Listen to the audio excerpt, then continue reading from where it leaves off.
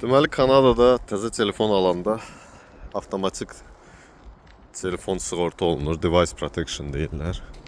Fərqli şirkətlərdir və əyalətdən də fərqlidir, yəni qiymətlər fərqlidir.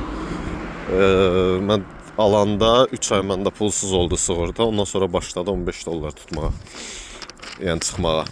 Ona görə telefon alanda belə bir vərəq almalısınız. Burada göstərir sığorta $15 misal üçün aylıq indi məndədir. Fərqli də ola bilər. 3 ay ərzində pulsuzdur. 3 ay keçdikdən sonra bunu mütləq ləğv eləyin, əgər istəmirsinizsə sığorta olunsun. Yəni ehtiyac yoxdur məncə əlavə $15 ödəməyə bu sığortaya görə.